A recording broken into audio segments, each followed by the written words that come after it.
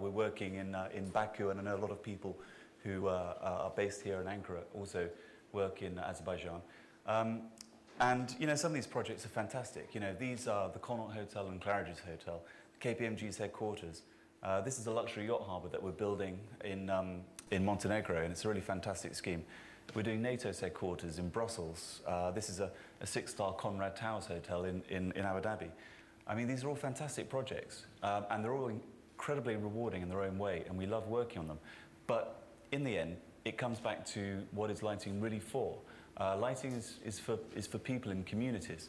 And so we also work on a lot of public realm kinds of projects. This is a small public realm project in Birmingham. And, you know, we're also working on schools and hospitals. Actually, that's my daughter. She's my favourite prop, and she sort of comes around with me, and I say, go and play on that and move around and make it look like the place is busy. So, so that's my daughter. But this is just a nursery of a school which was recently refurbished, and this is a hospital down in Bristol. We're working on a mental health facility in Belfast. I mean, these aren't glamorous, and they're not, you know, they're not sort of sexy projects, but they're incredibly rewarding in a sort of spiritual way, not necessarily in a financial way. So the project I want to talk to you about today, on the community aspect, this is Fordham Park. It's in the London Borough of Lewisham, which is southeast London. It's what you might call a gritty kind of an area. It's a very urban kind of a project. And this is the sort of size of it. By the way, gritty is a euphemism for it's kind of dangerous as an area. But it's like a lot of places in our cities, it's now being regenerated. So it's a loved space. As you can see, it's always sunny in England. You know, London, sunny, sunny, sunny all the time. So a typical day, and it's and so, you know, people love using the park.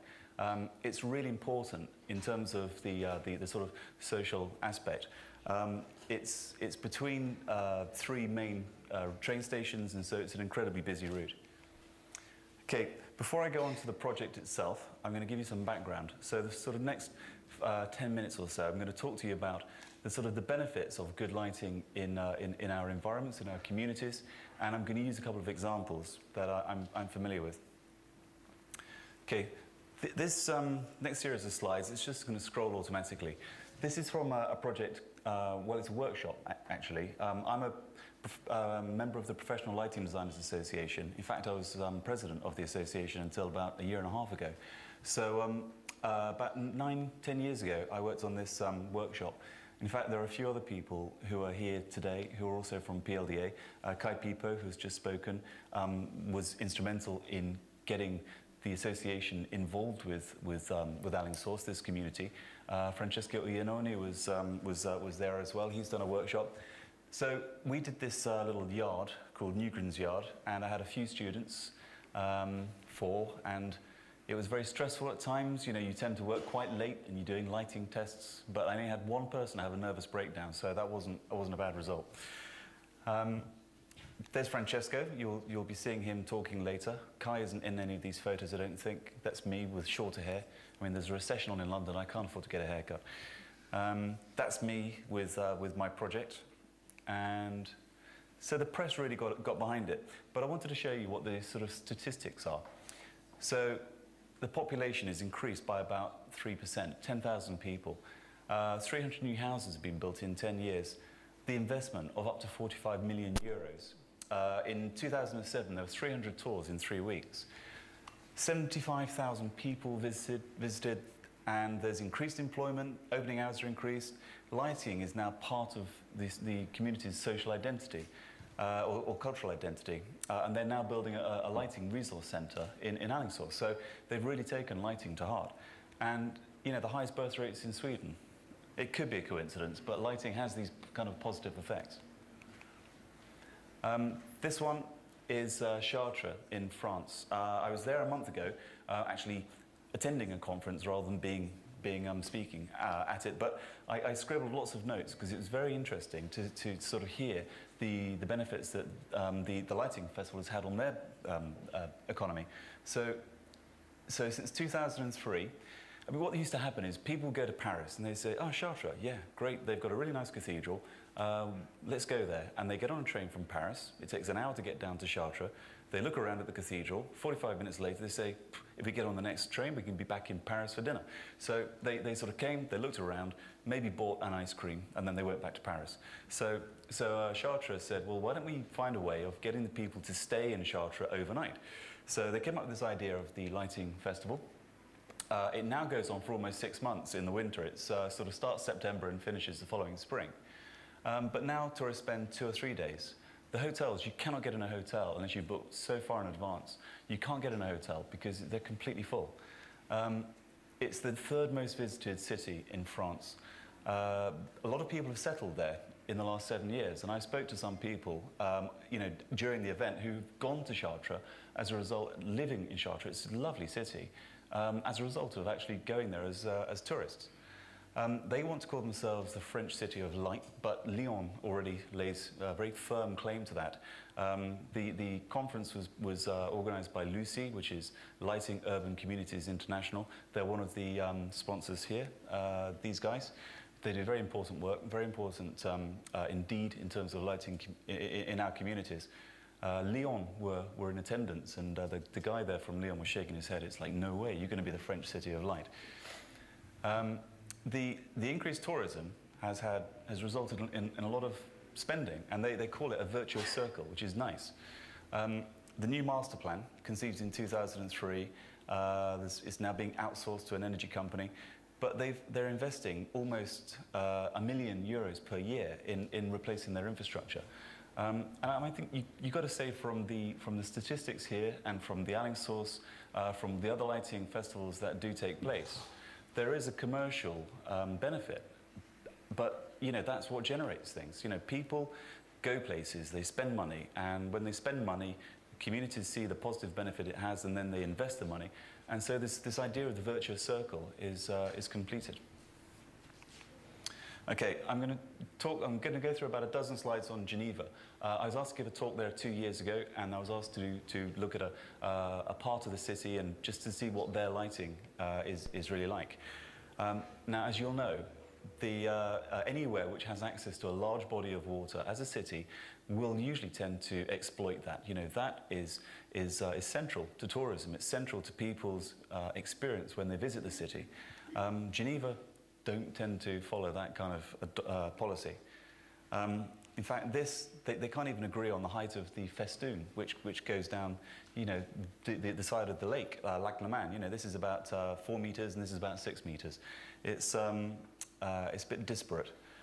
Some buildings are lit, and very effectively, but these buildings are lit really primarily for the commercial benefit of the companies which own them or operate from those. And then you have situations where private individuals in shared buildings or private companies decide that they want to light their part of the building, but the rest of it, it's one block and it just disappears into the gloom. There's nothing unified.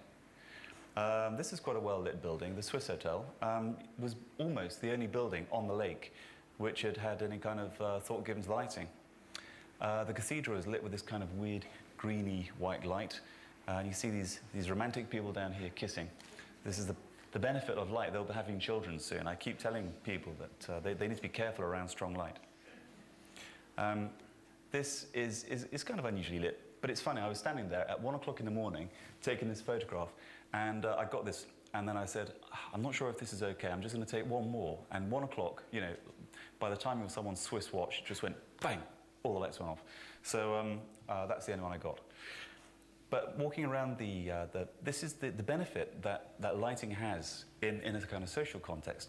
If people feel that it's a nice place to go and have a coffee and have something to eat, then they're going to be encouraged to spend money. And it goes without saying. It's not obvious to a lot of people, but it goes without saying that if somewhere feels nice, you're going to say, hey, that looks good. Let's go there. Let's go and have something to eat there. In fact, at 11 o'clock, we sat down at this table here. This is my colleague Ella, not working very hard. I'm doing all the work. This is my host and the other host.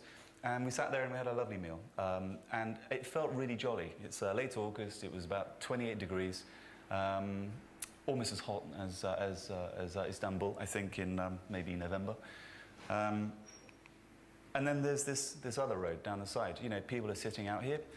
I mean, the lighting isn't very good, but there's lighting coming from the shops and from the restaurants. You know, people take for granted that the impact that lighting inside a shop has on the people's experience who are using those environments. Because, you know, you walk along, you think that looks nice, there's something very attractive in the window, you stop, you have a look, and then you move on to the next one. And it just pulls you through, draws you through a city. You know, people enjoying sitting out here, you know, they have lamps in the windows. You know, this is how they make the light feel nice, inside and outside. That and the fact that there was a smoking ban in force at the time when people had to pile outside and sit there and have cigarettes. Is there a smoking ban here still? Yeah. There is, yeah. Well, about 4 weeks after this, Geneva decided that it was illegal to ban smoking, so they then reinstated smoking inside buildings. I think they've now got rid of it altogether, but a strange democratic people. But look at it, you know, the lighting is coming from inside, and this is why these people like sitting out here and enjoy themselves. By contrast, look at the quality of the lighting here is pretty shocking, and there's only one person, and she looks almost as miserable as the environment in which she's sitting. So again, there's no coincidence. She won't be going home tonight and having babies. Then the children are playing, you know, because they've taken the trouble of lighting this space next to one of the restaurants. So it's safe for the children to go and play. You can see what they're doing, and they're, you know, you feel they're safe, and you feel that you can trust your environment. I would point out, this is a bit of a lighting designer geeky thing, you know, awful selection of color temperature, you know, warm color, cool color, something sort of intermediate. It's like they couldn't make their mind up, but at least they've made the effort. Very expensive, one of the most expensive residential streets in Geneva. That's how it looks at night time. They use really awful mercury lighting. This church, it really does look like that. It's just picking up a bit of sodium gloom. In fact, it's not actually as light as that. I had to keep the shutter open for a long time. Now, this is becoming pertinent. This is what their public spaces are like at night time. There's almost no lighting. You just don't want to go through those spaces. There are playgrounds. You can see buckets abandoned here. It's very safe in Geneva, so you know that if you leave your bucket there, you know, tonight, then you go back tomorrow and it's still there. And besides that, you know, nobody wants to go in the park at night because it's so scary. That's me, looking very threatening, wearing my black shirt and my black trousers. You know, we had to have someone to look kind of threatening. So it was me. And this is when Ella did some work. She pressed the button on the shutter. That's all she did. Okay. So that's setting the scene. Now, where does this go? Well, this is the problem with most of our external lighting is it does tend to be designed by numbers. I'm not saying that every city engineer or lighting engineer is guilty of this. There are some exceptions. If you are a lighting engineer for the city, or you're married to one, or you know one, then I apologise. They're not all bad. But there is kind of a tendency to adhere to numbers. Now, if you start with numbers as being your design criteria, this isn't really going to beget good lighting design. We don't want to think of lighting in terms of numbers, quantity of light, and reaching target levels of illumination. You need to think more broadly than this, especially at the beginning. You only need to worry about the numbers once you've got the concept in place and you know what you want to do. Then you start massaging the equipment type to decide how much lamp power you need and how many positions you need to achieve the levels, but don't start from there. So BS 5489, it's a BSEN, so it's a European standard. This is their kind of flow chart. I'm not going to go through this step by step, I promise. But you know, this is the methodology by which you are supposed to start your lighting design. And then there's a whole couple of pages of this kind of stuff here. And you know, I thought it's conspicuous that the only thing that was really talked about quality of light was other data, e.g. sparkle. And you can almost hear the person who wrote this saying, sparkle. Well, what's sparkle? Well, sparkle is design stuff, you know. It's soft. Okay, now some not good, in my opinion, not good examples of urban lighting. It's useful. I mean, it fulfills a function. It gets light on the ground. You can see where you're going if you put your hand to your eyes like I'm doing now, because you know there's so much glare. I'm ashamed to tell you that this is one of my projects. I didn't design it like this. This was Salon Park in Riyadh, and the client on this particular, I mean, you know, it's really hot there. It's 48 degrees in July, and people go out and they sit there at 1 o'clock in the morning drinking tea and chatting because it's too hot to use this place during the daytime. The client wanted 50 lux in a palm grove, and when I said, you can't be serious, how much uniformity do you want? He said, 80%. I said, 80%, 50 lux, this is crazy. I said, you know, don't you care about energy? Don't you care about light pollution? And they don't. And they didn't even know what light pollution was when I spoke to them. They said, what is this? I said, well, it's this, you know, this sky glow and this kind of aura you see over a city. And one turned around to the other, he said, oh, it's like the golden glow you see over Riyadh when you drive in from the desert. And the other one said, oh yeah, that's really beautiful. So when you're starting from that, you know, you're on a hiding to nothing. We designed something that we thought was good, and then they just built something completely different. But we're now replanning this installation, so hopefully, sorry, I can't work these things, small buttons, big thumb. Hopefully we'll get a chance to redo this, because they're completely dissatisfied with it over the last 8 years. Projects in Northern Ireland, you know, someone's taken a very pragmatic approach, floodlight on a pole, very efficient. You can light the whole building from that one position, but look how it flattens. Look at how two-dimensional it is. Also, just around the corner from that project in Northern Ireland, someone's made an effort to put low-level step lights in, but you know, they're kind of, they might help you if you're partially sighted to stop bumping into these things, but they're kind of redundant with the amount of light that there is. And these fittings here point, this is water here, these just point at the water. It's just for the occasional boat that might turn up and be moored there. Now, in terms of lighting for more aesthetic considerations, you know, there are ways of, I mean, I think that the first principle is you need to employ someone who understands. Lighting designers, I'm not trying to make work for myself here, you know, but lighting designers, this is what we do. You would expect to get better results if you employ someone who does this kind of thing for a living. But following guides like this, the CIBSE Lighting Guide LG6 is quite good. It talks about these aesthetic considerations, and if you take the trouble to read it, then you know there are some good pointers in there talking about qualitative lighting instead of purely quantitative lighting. Some projects that we think are pretty good. Well, the photography is not terrific. You know, there is functional lighting here. This is just after it was finished, so that the trees are planted. They're not picking up so much light just yet, but there are architectural features within the landscape. There are features down this roadway bridge here. This was before it was focused, but this 45-meter canopy was illuminated, both for functional lighting and also for feature. This airship hangar was designed and built in 1910. It was functional until about 1913, and they used to erect it and put an airship in, test it, and then dismantle it. It was like a temporary structure. You know, in the end, we just lit this structure and the benches. There are paths that go around the perimeter of the park. I'm sorry that they're not in the photo. But none of the cross paths are lit. There's enough light coming from the structure. There's enough light coming from these benches for you to be able to use the space. The same project, it's just up through that, past these new buildings.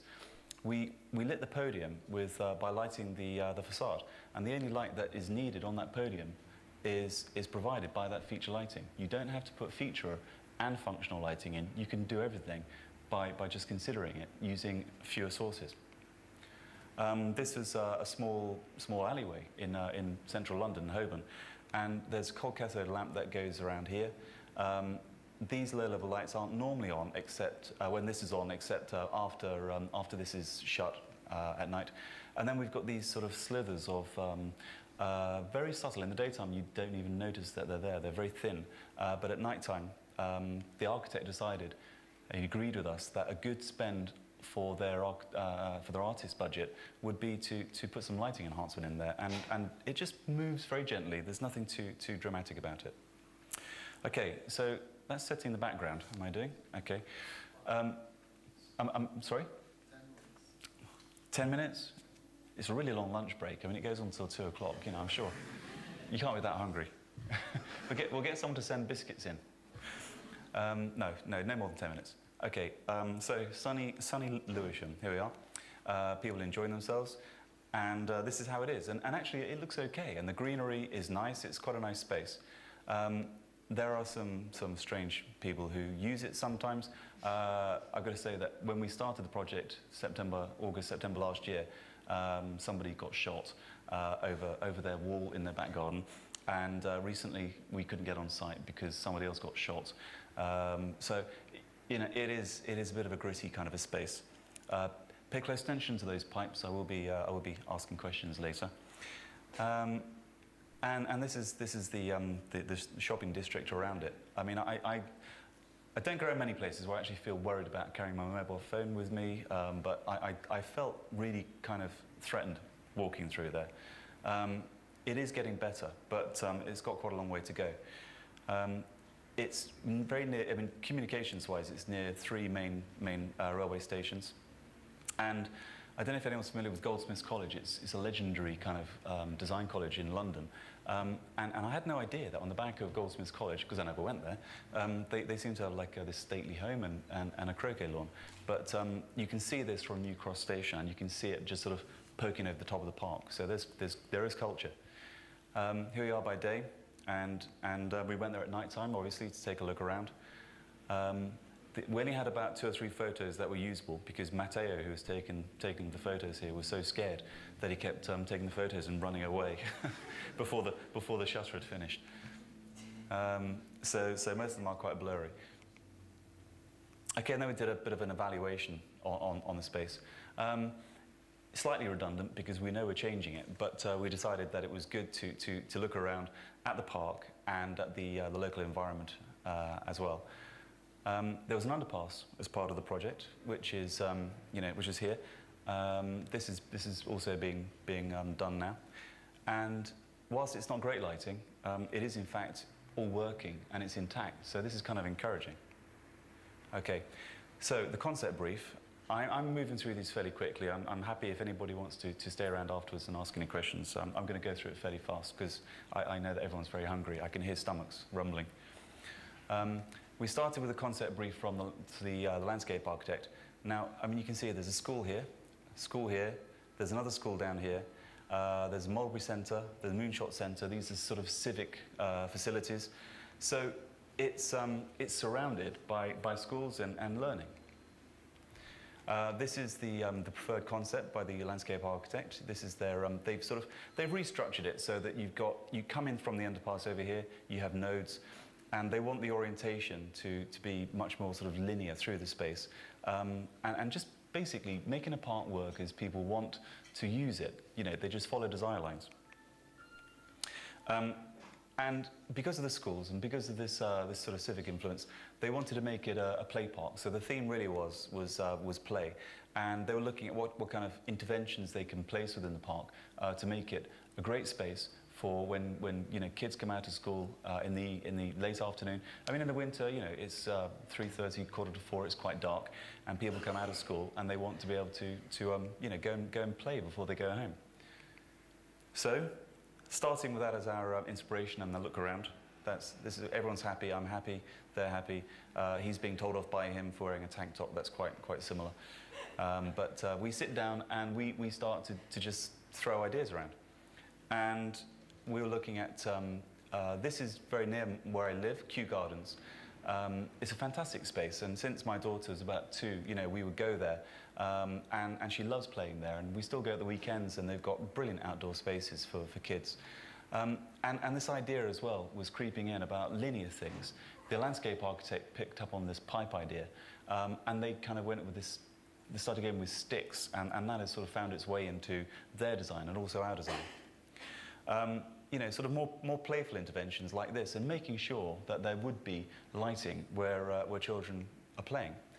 We wanted to use colour, not necessarily in this kind of way, you know, in the kind of interactive sense. There's a lot of this kind of thing that happens in urban situations, you know, more sort of town centre or that kind of environment. But we wanted to introduce colour somehow into the scheme. And so we decided that we would try and do that with a bit of a magical, you know, tree thing, and also use it for orientation. The pipes, as I had mentioned, really became quite a focus. We started looking at the photos, and we kept looking at these pipes and thinking, there's something there. Now, this isn't a concept. This isn't about the lighting. It is about what kind of equipment we're going to end up using. I'm sorry this is slightly in reverse. I'm going to go through the stage C concepts in a moment. But you know, we were looking at what kind of shapes might be particular to this park. And so this is how we started thinking. These sort of three poles, lighting to trees and lighting to spaces. We had to be quite practical as well about the vandalism aspect. The local authority don't want anything in the floor. They wouldn't allow anything in the floor from the point of view of maintaining it, the cost of maintaining it, from the point of vandalism. It was forbidden. So we had to find ways of getting light to trees, but by using other means. Okay, I'm going to go through the Stage C report quite quickly. I don't know if you... Stage C in the UK is based on the RIBA, which is Royal Institution of British Architects. They have Stage C is concept, Stage D is like scheme design, Stage E is like tender design. So we're at concept stage here. I'm not going to go through these, one by one and pick on everything. But we look first at the nodes. We look at the desire lines and the kind of the movement through the space, so that we know from this hierarchically what needs to receive more of the focus. We also looked at this is more of a sort of a natural area, so we wanted that to be darker, not dark. It's there's street lighting down here. There'll be pathway lighting, and there are play areas. But it was of sort of secondary importance. And then you got the edge. So we wanted to introduce this colour and the orientation into the scheme. The nodes were going to be the bright part, and then we decided that we would use colour to actually help navigate people through the space, and also use that, start to incorporate that within our concept. First, the idea of maybe using some sort of a node on the actual post, so that when you're walking through there, you know that if you hit that node, the quickest way to someone's house is via the red route or via the green route, and you pick up on the colour, which is on the end of the pole, the marker. But not limiting to that, there are a lot of mature trees in the park, and we wanted to be able to use some of those mature specimens and to get lighting into them. And they're very tall. We've got trees there where the clear stem is 6 or 7 meters. So we wanted to be able to get some coloured light into those trees. Not a lot. More a case of, if you walk down there, you'd be thinking, where is that light coming from? Is that blue light? Is that green light? You're not sure, but just enough that you would notice it. The nodes were for strong lighting and deliberately non-uniform lighting.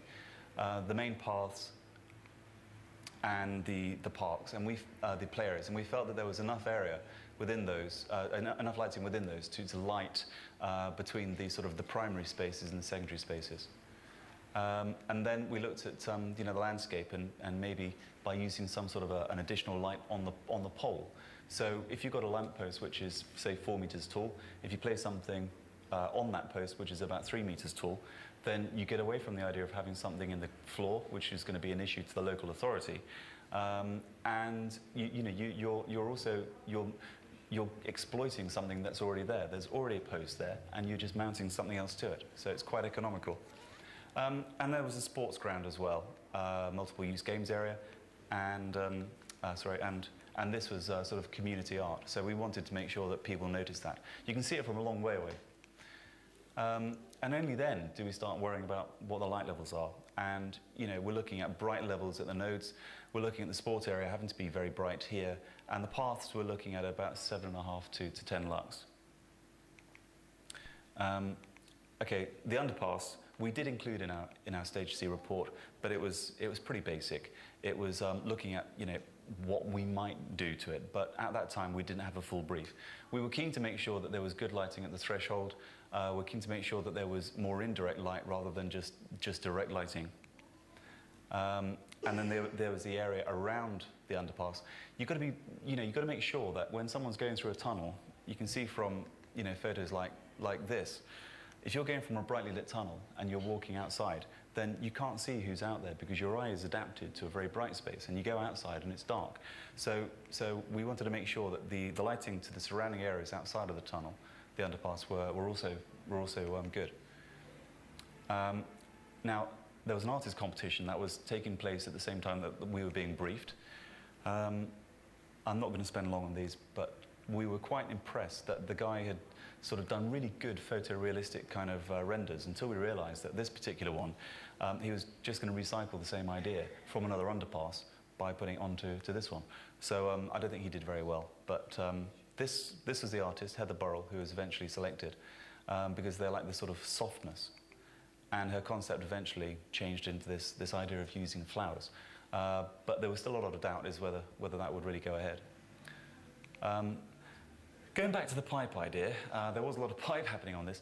We were asked by the landscape architects and the client to see what we could put in by means of an intervention into the tunnel, which would be sort of sympathetic to what was happening in the park. So naturally, eventually, we came around to this idea of the pipes. And I think this one is the sort of starting point. You know, the idea you could just have some pipes along the wall to sort of, you know, continue that journey. The pipe fittings outside, the pipe fittings go through the tunnel. And so we did this little visual. And I mean, from the lighting point of view, it doesn't matter too much where the light sources are. As long as you've got a certain amount of diffuse light to achieve the objective, then it doesn't really matter which way the fitting is pointing.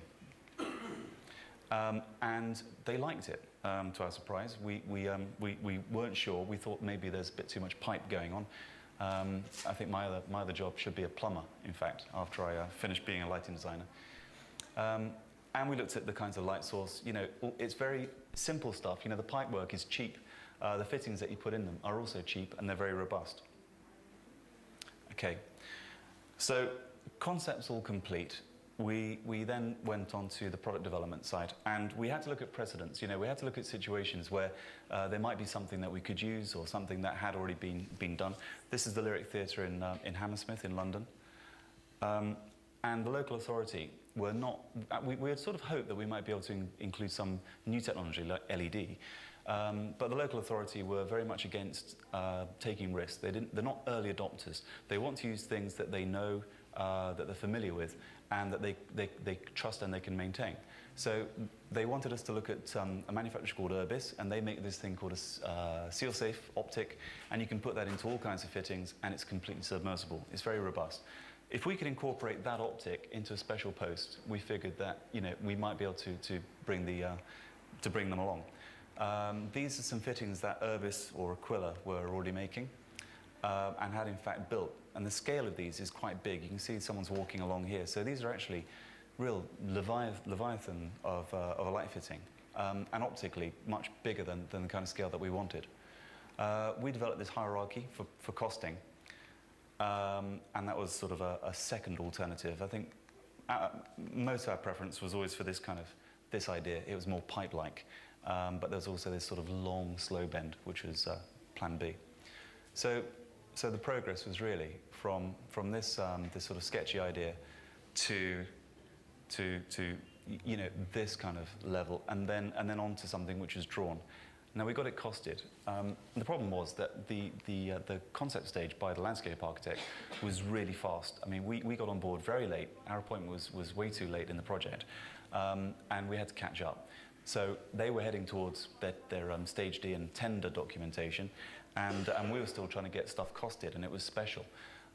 It took a long time to get the cost back, and the budget, we thought we had about £2,500 per post.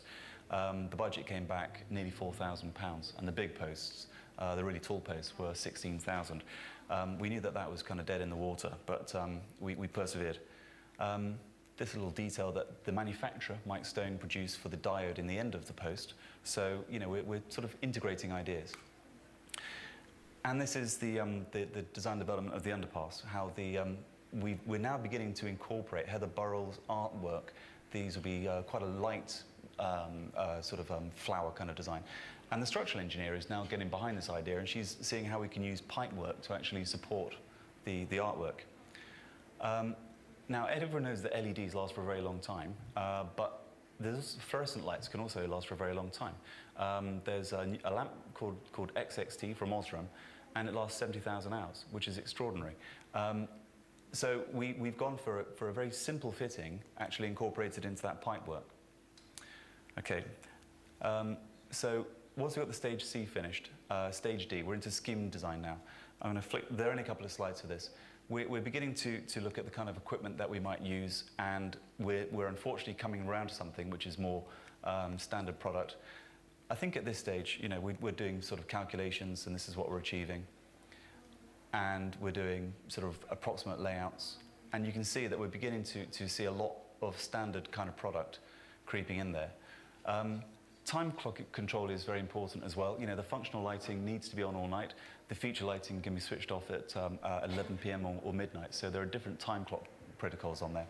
And that's the kind of product that we were looking at. And as you can see, we've disappointingly gone away from our sort of bespoke solution because we still couldn't get anything that was less than £3,000. And that's where we were. So we've ended up with our concept progression being more like this. And reality is that. So everyone is very disappointed. The client's disappointed. The landscape architect's disappointed. You know, we sold them this aspiration. We really talked it up. They bought into it. They loved it. And then, you know, we couldn't afford it. So we had to put something in our report, and this is what we had to go for. The local authority didn't like it because they ended up with something that was decorative. It didn't achieve any better illumination as far as they were concerned than what they were already using, and it'd be much more expensive to maintain. And we were really unhappy because, you know, we really felt strongly that we needed to pursue this kind of, this original idea. Tender documentation, the drawings. We went to quite a lot of detail on the pipework in the end, so we are really good plumbers. You know, how things could be incorporated to make sure that it got costed properly by the tenderers. And this is the kind of level of specification that we had to do. As you can see, we had this standard post, but we had a plan B. Whilst it was out to tender, we carried on, we persevered, and through perseverance, we ended up coming away from this and going back to, hopefully, our aspiration. And the aspiration then became using this LED module. There's a manufacturer called Rude Lighting. They produce this module where there are a single strip of those that's a triple bank, but a single bank has 20 diodes in it, and you just keep adding them until you get the lamp power that you need. And they have lots of different tiny optics on them, so they spread the light according to the kind of distribution that you need.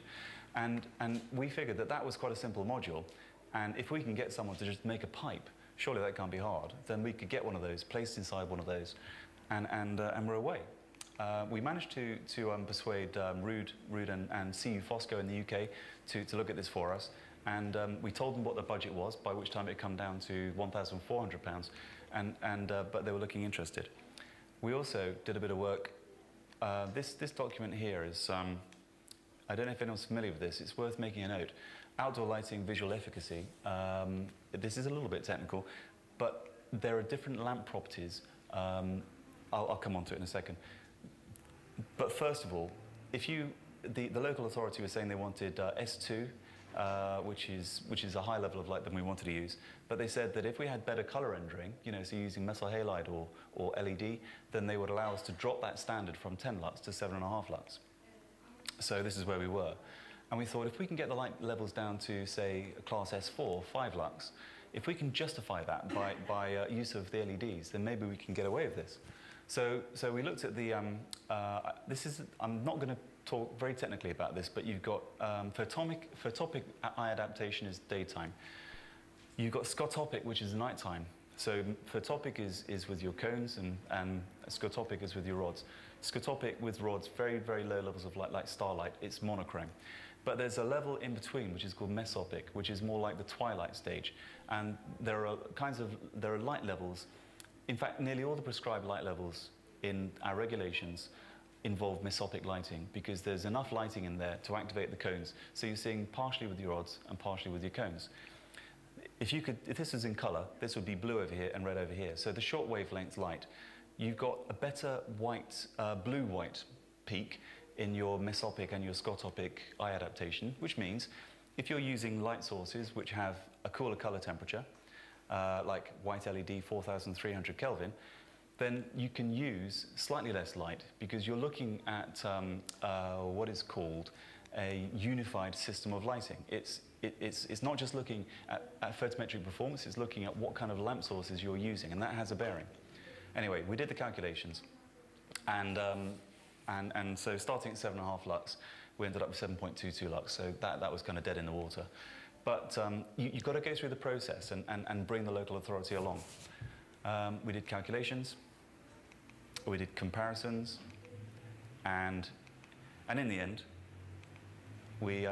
this is what we were recommending. They wanted to go, we wanted 50-meter centres, they wanted 20-meter centres, they wanted fewer fittings to have to maintain.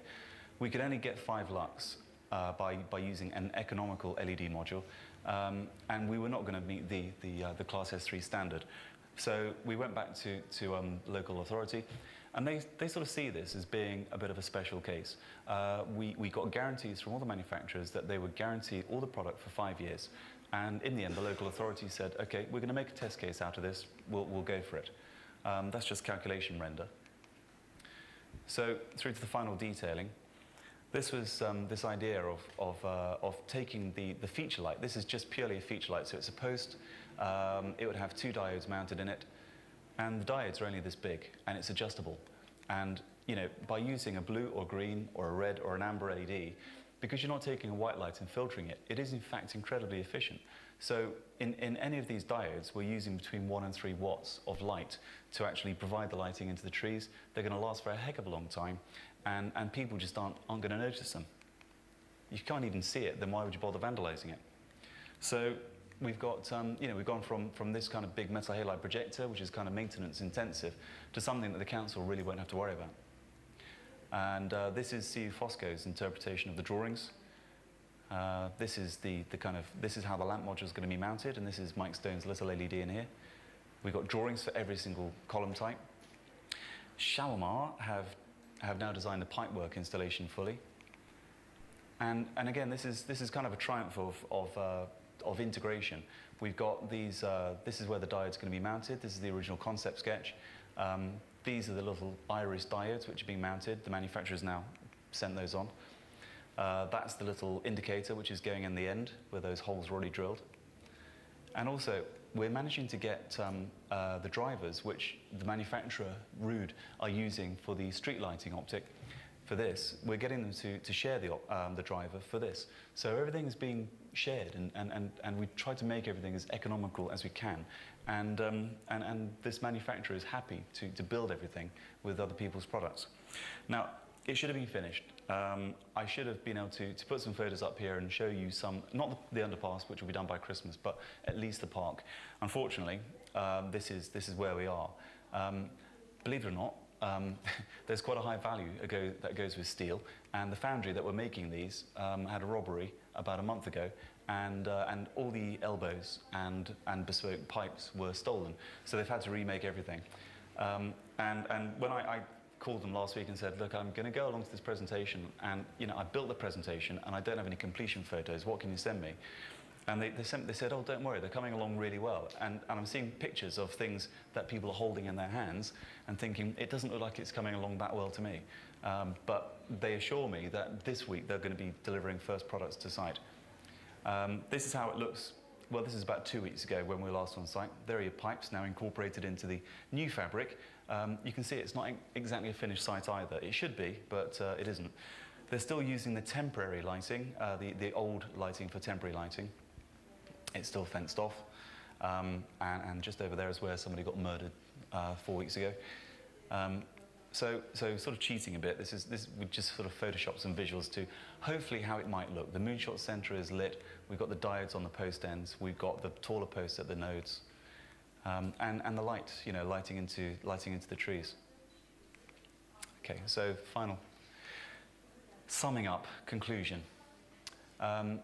I think this is really a triumph over, well, it's not finished yet, but I think this is effectively a triumph over circumstance. You need to challenge convention, ask questions, make demands. You need to do your homework. You've got to understand what is going on. You've got to seek out the opportunities. You've got to present those to the local authority. They're not aware of all this stuff, and if you keep hitting them with research that you've done, in the end they're going to take notice. You've got to deliver value. Sweat the budget. You take the amount of money that you have and you make it go as far as you can to achieve the objective. And balancing the capital expenditure. If you can justify a slightly higher capex cost at the beginning, because the through life cost is going to be much reduced, then that is another good argument. And persevere, just don't take no for an answer. And design for people. These are the people who live in those spaces. That's shifted. And they deserve it. Thank you.